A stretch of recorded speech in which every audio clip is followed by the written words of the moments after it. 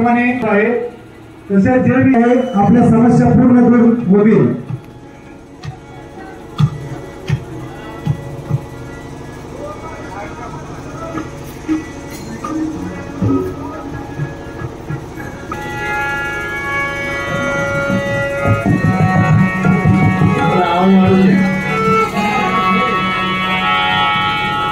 प्रत्येक वर्षाप्रमाणे आहे तसे जे भी आहे आपल्या समस्या पूर्ण दूर होतील।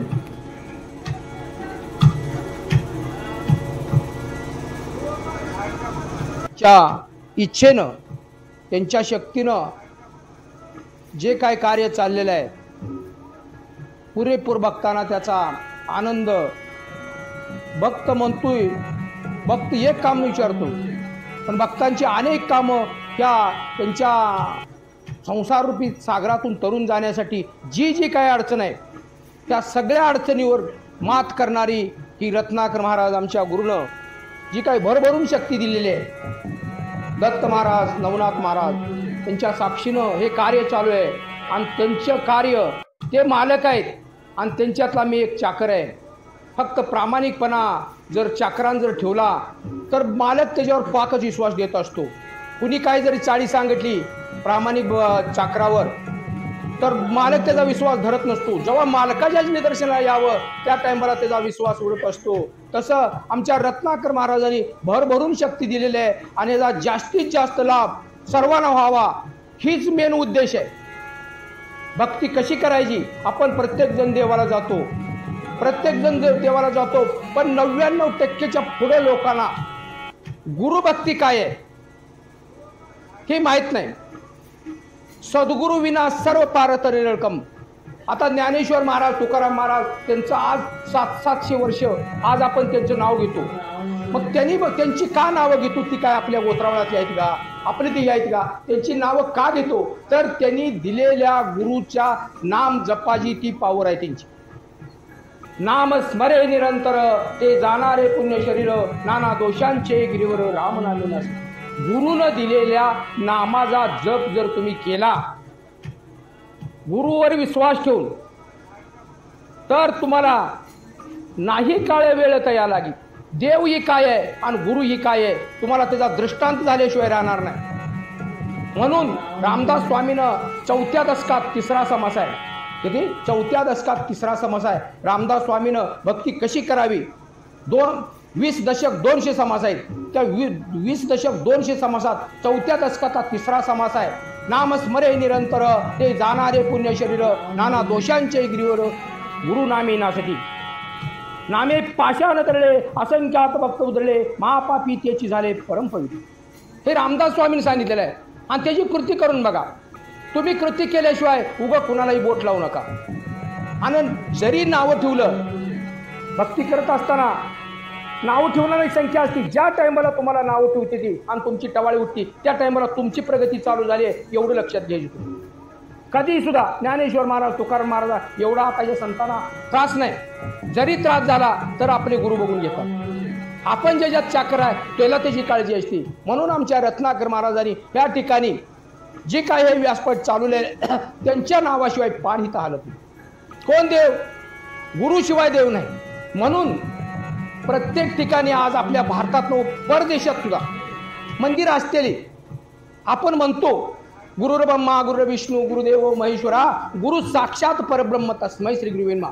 गुरु ही देव आहे, ब्रह्म भी देवच आहे आणि सगळंच गुरु आहे तसं म्हणायचं। आणि गुरुचं वर्चस्व काय ठेवायचं नाही। तिथं या जागेला ही गुरुदत्त भक्ती आश्रम आहे। पहिल्यांदा गुरुचं दक्षिण आहे। वरलं जी मंदिर आहे ती गुरुज आहे आणि खाल्लं मंदिर दत्ताच आहे। गुरुचं दर्शन घेतल्याशिवाय तुम्हाला दत्तापाशी जाताच येणार नाही। आणि तुम्ही जर बिगर गुरुचं दत्तापाशी गेला तर नॉट रिचेबल। जी गाणगापुराची काय तुमची संकट सरत नाहीत इथं ज्या दिवशी आलं त्या दिवशी 75% नेट होतो। पण भक्त त्या तोडीचा पाहिजे भक्त त्या तोडीचा पाहिजे। तुम्हाला 100% मार्क पडावी म्हणलं तर अभ्यास तेवढाच आहे। तुम्हाला एवढा अनुभव आहे ना तुमचं काम आधी नंतर सेवा करा। आधी तुम्हाला उचल दिली का ती गडी तकडे ती पैसे तकडच होते।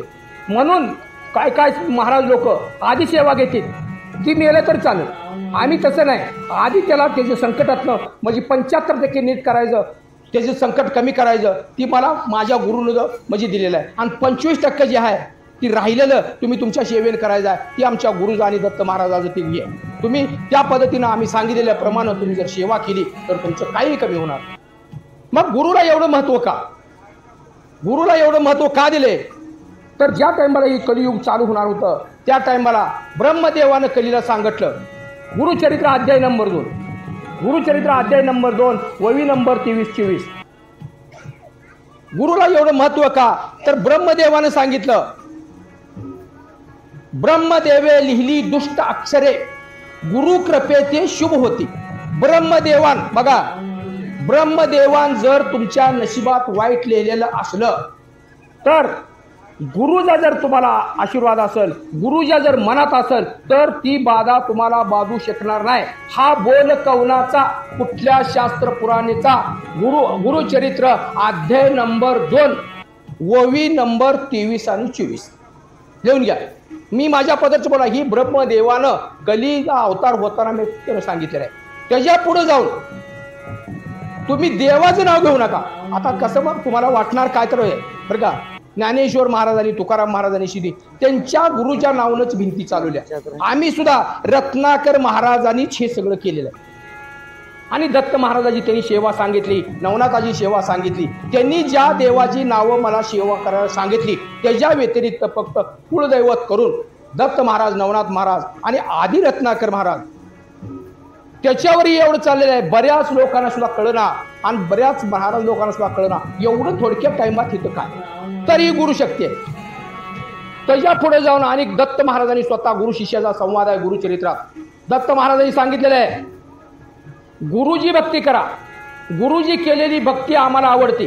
तसं आपण पाणी पितो, फिल्टर मधलं पाणी म्हणल्यावर आपण त्यात घाण आहे का बघतो का? नाही. गुरुपासून आलेल्या भक्त दत्त महाराज लगेच डोळे झाकून सही करते, त्याचं काम होतं. आणि बिगर गुरुजा जर आलेला असलं तर ती भक्त बघू पुन्हा म्हणते मला काय पाहिजे. गुरु त्याच्या पुढे जाऊन 37व्या अध्यायात 37 गुरुचरित्र अध्याय नंबर 37 वही नंबर 27. तुम्ही लय हुडकत बसू नका. वही नंबर 27 काय सांगितलेलं आहे? सद्गुरु नामे पूजी काष्ट पाशाने.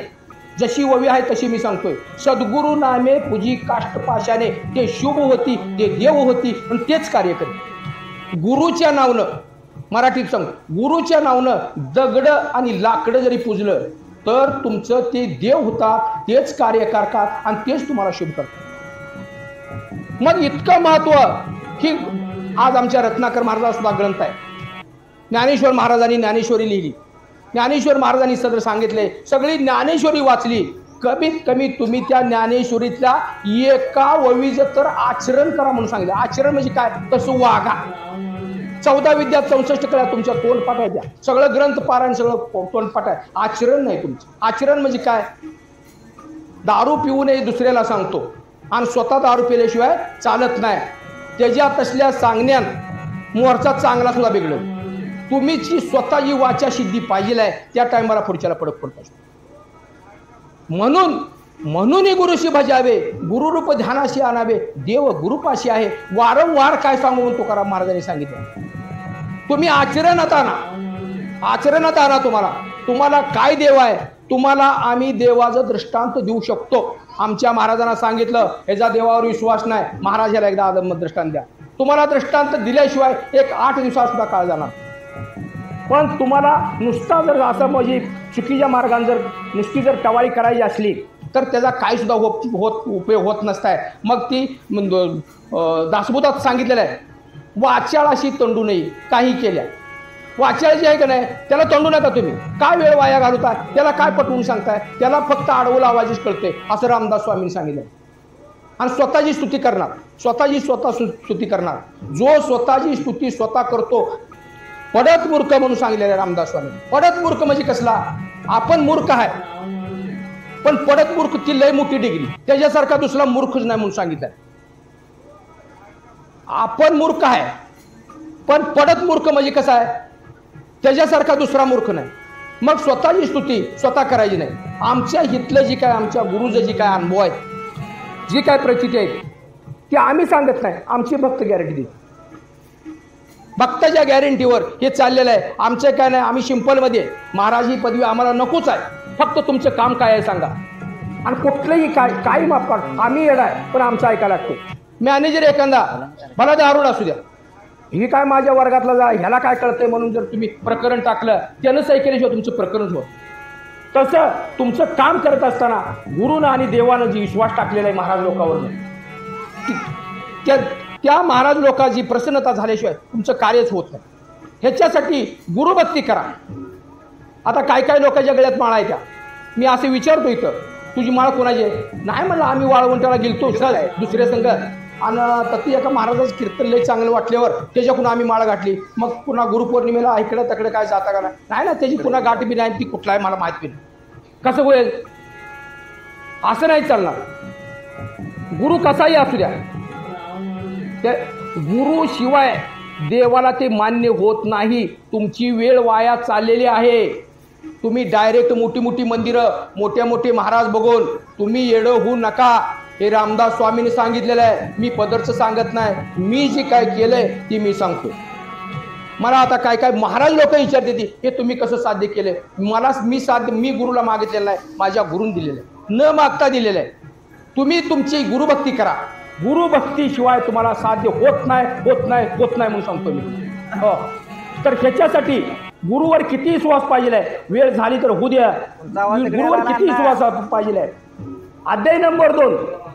पहिलं काय करत होते? गुरुच्या आश्रमात मुलं शिकायला जात होती. आता मुलाशीला घरनंच नेते ती गाडी, कापड फुकट, शाळा फुकट, सगळं फुकट. पण पहिलं प्रभू रामचंद्र असू द्या, श्रीकृष्ण असू द्या, सांदीपान ऋषीच्या आश्रमात कोण श्रीकृष्ण होता, राम सुद्धा वशिष्ठ ऋषीच्या ह्याच्यात होता. मग त्या गुरुनं राजाची मुलं म्हणून काय त्यांना काय सुखात ठेवलं होतं काय त्यांनी? प्रभू रामचंद्राला असं भुईवर म्हणजे थंडीच्या दिवसात असं जमिनीवर झोपवलं होतं. मग त्या सांदीपा म्हणजे वशिष्ठ ऋषीची ती मालकीन म्हणली, अहो म्हणली ही राजाची मुलं काय नाही म्हणला, आपल्यापाशी आल्यानंतर उद्या याला जर प्रसंग पडला वनवास भोगायला, तर याला वनवासात सुद्धा ह्याला त्रास झाला ना पाहिजे म्हणून. बघा, प्रभू रामचंद्राचा सराव गुरुनं जर आश्रमात घेतला होता असं वावरात म्हणजे थंडी दिवसात झोपायला, तर पुढे काय होणार आहे की गुरुला कळत असतं, म्हणून गुरुचं ऐकायचं असतं. दुसऱ्या अध्यायात एका ऋषीनं, अंगिरस ऋषीचा गोदावरीच्या काठी एक आश्रम होता आणि दोन तीन शिष्य भयानक चमकलं, पण गुरुचा विश्वास तसा नसतो. ह्याची परीक्षा घ्यायची म्हणजे आता सोनं स्टँडर्ड आहे, त्याला जाळात टाकून बघत असतील. ज्या टायमाला तुम्हाला गुरुपदावर पोचायचं आहे त्या टायमाला देवाच्या परीक्षेत तुम्ही नापास झालं नाही पाहिजे. नेमकं तुमचा इतर ते अभ्यास करून काय करायचा आहे, देवाच्या ह्याच्यात नापास झालं पाहिजे. अंगिरस ऋषीने काय ठरलं? दीपक नावाचा एक शिष्य होता, ते म्हणला काय, त्याला मी शक्ती सगळी देणार आहे, माझं पूर्ण वर्चस्व व्हायला देणार आहे, पण मला त्याची परीक्षा घ्यायची आहे म्हणला, उद्या ही माझी बदनामी करल. तर काय केलं त्यानं? सगळी शिष्य मंडळी बोलवली आणि म्हणलं आहे बघ, मला आता कुष्ठरोग होणार आहे म्हणलं, 21 वर्ष माझ्या अंगातलं पोवानी किड गळणार आहेत म्हणलं, आणि माझी सेवा कोण करणार आहे म्हणला, मला इथं लाज वाटते म्हणून मी काशीला जाणार आहे म्हणलं, आणि तिथं माझी सेवा तू क्षणाक्षणाला म्हणजे माझं तोंडावर माशी बसू द्यायची नाही, मला आंघोळीला 3 टाइम ही करायचं, मला भोजन घरचं असल्यासारखं आणून द्यायचं. मग बाकीच कोण तयार व्हायला? 21 वर्ष कोण याला सेवा करायला आणि त्याला खांद्यावर घेऊन करायला लागतंय. गुरुचरित्राचा अध्याय नंबर 2 आहे दीपकाची. मग एकच त्या शिष्यात केला, महाराज मी येतो म्हणले, तुम्हाला जर एवढा कुष्ठरोग होत असला तर आमच्यात काय राम आहे म्हणला, तुम्ही आहेत राम आहे. मग बघ म्हणला, तू विचार कर, गुरुसेवा लई अवघड आहे, मी तुझी परीक्षा घेणार आहे, मी तुला काय विषय देणार आहे, काय नाही म्हणलं, तुम्ही काय म्हणत तयार आहे. गेला त्याची तारीख ठरली, मणिकर्णिकेचं स्नान केलं आणि गुरु असा पूर्ण म्हणजे असा रक्तपो असं गळालं. ते दीपकार खांद्यावर घेतलं, आश्रमात म्हणजे तिथं धर्मशाळेत नेलं आणि त्याची सारखं म्हणजे पूजा अर्चा 3 टाइम करायचा, त्याच्या अंगावर माशी बसू देत नव्हता. आणि जेवण आण म्हटलं काय यानं 15 मिनिटात जेवण दिलं पाहिजे नेम होतं. आता काय ह्याच्या घरचं आहे का? मग गेल्यानंतर त्यानं काय नाही पळतच जायचा. ह्याची गुरुभक्ती असल्यामुळं तिथं त्याच्या पद्धतीने त्याला मिळत होतं. आणि एखाद्या टाइमला ती गुरुजीला पाहिजे तशी जरी आणलं तर ती ताटच फेकून द्यायचा, लगा म्हणला मी असलं खातोय काय म्हणलं. मग त्यानं आनंदान पळत जाईल. आपल्यासारखं काय म्हणलं असतं, लगा मिळते तेवढं खागी का लावलंय मला म्हणाल का नाही. आता ती टाकलं तर मी पळतच जाणार, माझ्या गुरुनं मागितले त्याला देत होता. आणि क्षणाक्षणाला त्याच्या तोंडावर माशी सुद्धा बसू देईल. माशी जर तोंडावर बसली तर मी ती शिवाय देत होतं. त्याची परीक्षा कसली बघा, आपला शिशी एक सुद्धा थांबणार नाही असा आता ह्या कलियुगातला. मग पुढे काय झालं, त्याची 12 वर्षी तशी सेवा झाली. अजिबात गुरुला त्यानं दुखवलं नाही. गुरुने शिव्या दिल्या का हे हसत होतं. मग काय झालं पुन्हा गुरुसेवा वाढल्यानंतर ज्या टायमाला तुमची गुरुसेवा वाढते त्या टायमाला देवाच्या अंगावर काटे येत असतील की गुरु ही शिष्य काय मागेल सांगता येणार नाही. पुन्हा ती ब्रह्मपद सुद्धा ब्रह्मदेवाला सुद्धा खाली करणं होतं. ते रावणानं काय केलं, भक्ती ज्या टायमाला वाढती त्या टायमाला तुमची परीक्षा जास्त असते. मिटिंग घेतली त्यांनी ब्रह्मा विष्णू महेश यांनी आणि काय सांगितलं म्हणला तिथे एक गुरुभक्त लय हे आहे म्हणला, ती देवाला सुद्धा मानायला तयार नाही म्हणला, फक्त गुरुच करते म्हणला. शंकर काय म्हणला त्याला मी नापास करून येतो म्हणला. आला नंदी साहित्य आला, त्याला वेळ नव्हती. जिथं काय गुरुसाठी फुलं ह्याच्यातली घ्यायला आलता अरण्यातली, त्या टाइमला तिथं आला आणि म्हणला अरे दीपका म्हणला मी नंदीवर बसून शंकर स्वतः आलोय म्हणला, तुझी भक्ती मला आवडली म्हणला आणि मला तुला वरदान द्यायचंय म्हणला. ती म्हणला तुझी कुठं भक्ती केली, मी माझ्या गुरुची भक्ती केली म्हणला. अरे म्हणला नाही म्हणला, मोठमोठाली ऋषी म्हणी 500 वर्ष ही केले तर आम्ही भेट देत नाही. मग त्यांना कष्ट करून त्यांना दुखवून तुम्हाला का म्हणून द्यायला मला काय उद्देश आहे तुझं म्हणून, तू माझी गुरु भक्ती म्हणजे निष्फळ व्हावी म्हणून तू विघ्न आलाय म्हणला माझ्यापाशी, काय मला तुझा वर नको म्हणला. मग त्यानं जाऊन गुरुला विचारलं असं अरे नालाय का म्हणला, तू म्हणला तू गुरुला सोडून म्हणला तुला देव लय प्यार दिसला काय म्हणला, जा तू म्हणला इथलं तर. ती गुरु म्हणला तुला शंकर तुला भारी वाटला काय म्हणला, मी तुला कमी आहे ना, जा म्हणला त्या शंकराचीच भक्ती कर जा. ती तर पहिलंच म्हणत होतो मी काय मागत नाही. माघारी आला पुन्हा शंकरानं जाऊन तातडीने सांगितलं म्हणला कळलंय त्याच्यापेक्षा विचित्र आहे म्हणला ती दीपक नावाचा भक्ती म्हणला, ती मला मानायला तयार नाही म्हणलं, मी तुला कुठं बघ बोलले म्हणते म्हणलं.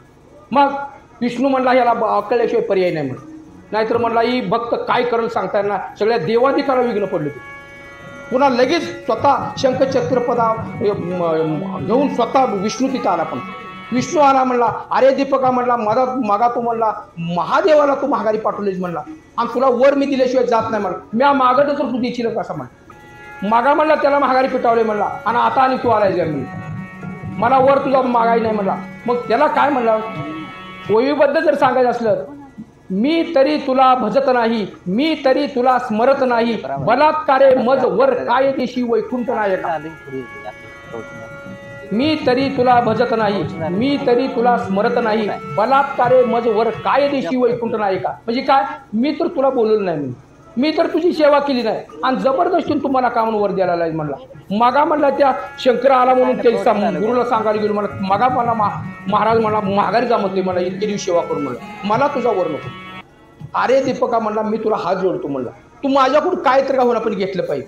काय म्हणला मी तुला स्मरणलं नाही बघितलं तर म्हणला माझ्या गुरुभक्तीत खंड करायसाठी तुम्ही दोघांनी कट केलाय म्हणलं, मला तुमचं अजिबात नको. मग म्हणला नाही म्हणला मी तुला वर दिल्याशिवाय जात नाही. बरं मग असं करा म्हणला, मी तुमचा वर घेतो, माझा गुरुवरला विश्वास न उडला पाहिजे आणि मला गुरुभक्ती ही कायमस्वरूपी चिरंजीव मला साध्य झाली पाहिजे. आता त्याने काय मागितलं, गुरुभक्ती मागितली. तसं म्हणल्यानंतर तथास्तु म्हणून सांगितलं आणि जाऊन गुरुला म्हणला असं म्हणला. मग काय ती गुरुभक्ती मागली म्हणजे गुरु प्रसन्न झाला. जा म्हणला तुझी चंद्र सूर्य असेपर्यंत ख्याती होईल म्हणला आणि माझी पूर्ण जी काय केलेली भक्ती आहे मी तुलाच देऊन जाणार आहे म्हणला आणि तुला माझा बी तुला पूर्ण आशीर्वाद आहे. अशा पद्धतीत गुरुभक्ती. आता आपल्या भक्तांची 10 कामं केली आणि 11वं जर करणार तर ती पहिलं बुडलं पाक. आता सध्या एका महाराजाचं प्रवचन आहे आपल्यातलं भूमिपूजनाचं, 1000 माणसं घडली म्हणजे एक टिकते. किती 1000 माणसं घडली म्हणजे एक टिकते. तिथं माझं 3-3.5 एकर रान आहे, त्यात पाय पुरायला जागा उभं राहून बसली तर माणसं पुरली नसतं, हे रान पुरलं नसतं. एवढी भक्त ह्या ठिकाणी निर्मित झाली.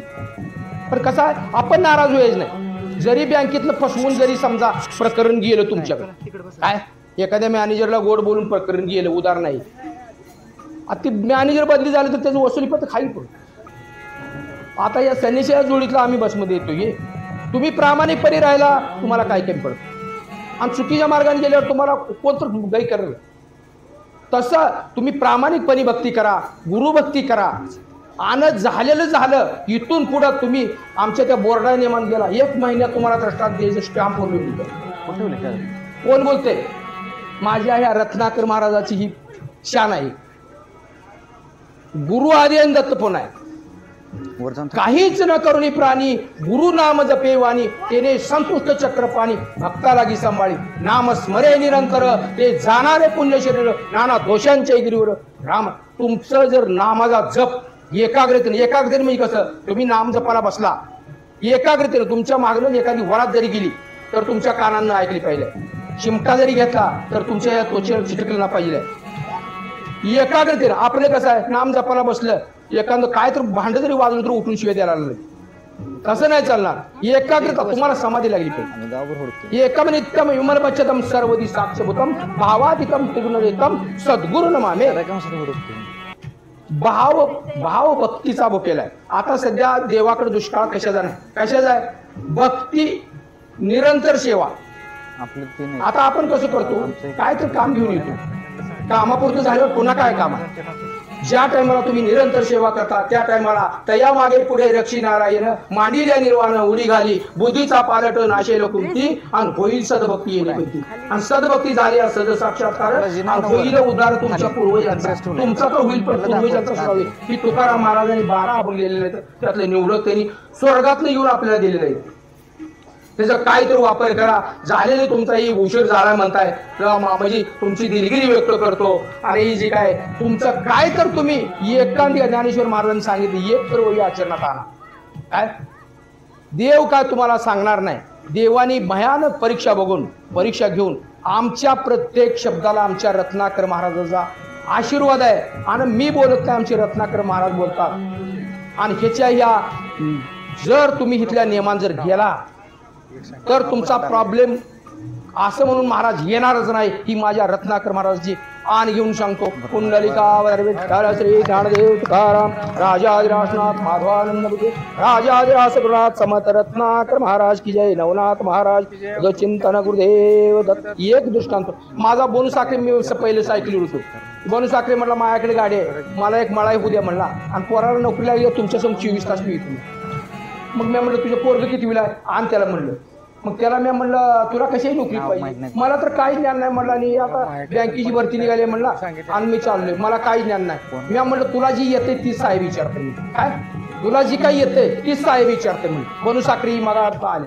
मग पोराला आणलं, मी म्हणलं फॉर्म भर म्हणलं. भरला त्यानं. मग ती माझी त्याला सिलेक्ट झालं, त्याला इंटरव्ह्यूला बोलवलं. मग इंटरव्ह्यूला बोलताना मग मला ती पोरगा आलं इथं. मी म्हणलं ही बस मला लावतो तुझ्या ह्याला म्हणलं, जा म्हणलं तुला विचार येईल ती सांगताय म्हणलं. मग सांगलीला का काय त्याचं ही होतं. मग तिथे गेल्यानंतर ते बराबर ह्याचा शेवटचा नंबर होता. मग मी म्हणलं तर बस मग आपला त्या उंबऱ्यावर लावून तू म्हणजे जा म्हणलं. आणि लावला. आणि आत गेल्यानंतर साहेबाला तवर का दुसरीकडलं कुठलं तर फोन आल्यावरती जायचं गडबडीत होतं. योगायोग जुळत असतो बरं नाही. मग साहेब म्हणला तू लय म्हणला आता बँकेत म्हणला कामाला यायला लागला म्हणला. एखाद्या शेतकऱ्याला प्रकरण द्यायचं झाल्यावर तू कागद काय मागशील म्हणलं.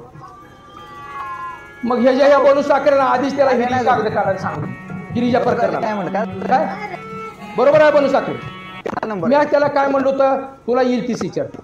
मग ह्याला काय नाही, ह्याला कागद काढायला लावल्यामुळे ह्याने एका वाक्यात उत्तर दिलं. जा म्हणला तुला कुठं पाहिजे नको. सहज बोलणे हाची उपदेश करून साय असं शिकले. सहज बोलणं जरी असलं तरी त्याच्यात पॉवर्स असते. आणि आम्ही म्हणजे मी काय त्या तोडीचं नाही. जर समजा शब्द गेला तर ती गुरुला करावं लागतं, ती गुरुला करावं लागतं. म्हणून ही गुरुशी भजावे. गुरु बनू साखरे बरोबर आहे. बनू साखरे कुठं आहे.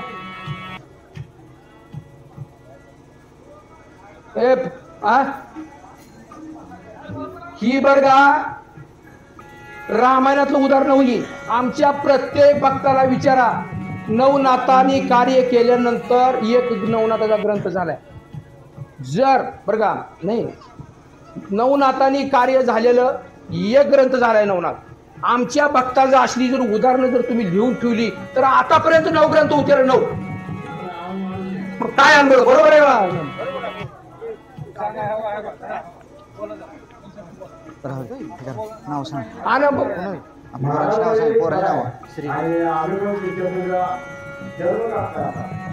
आटला पण सगळा म्हणजे का नाही चुकीच्या मार्गाने बरं का. ती फक्त एक जोडीदार आहे ती बनवून का नाही मी त्याला ऍडजस्ट करून घेतो. आम्हाला कोप झाला का देव बस. मला ही काय म्हणलं माहिती का, पहिली पगार देवा, पहिली पगार देवाला. आता HDFC बँकेत कुठली bank, ICICI bank, HDFC bank आम्हाला 2 महिने गेले तर मी म्हणलं पगार झाली का नाही तुझी हा अजून? नव पगारच नाही म्हणला. शनिवारी 4 महिने झालं पगारच नाही. मला बी काय ज्ञान त्यातलं. मग मी कसा माझा एक भक्त आला त्या बँकेत. मी म्हणलं पगार तर ती लवकर होत नसती काय, लय दिवाळखोरीत बँक निघाले. अरे मला महिन्याच्या आधी मला तसं म्हणजे ती टाकली ती मला खात्यावरून. त्यानं काय करायचं मग मला कळलं की मला फसवते म्हणून. दोघांचं बी करायचं ना ते. हे काय दोन कुठे आहेत बरं का. दोघं मग म्हणलं लागा तू असं करू नको, त्या दत्त महाराज झोळीतलाय मला एक सांग. तुझा आता लागलेला मार्ग लागा म्हणलं तू मग करशील तू. माझं तुझ्यावर प्रेम संपत नाही तोपर्यंत तू आहेस म्हणे. नसं तर मग कुठल्या तर आडीत मध्ये गाऊन काय तर होईल.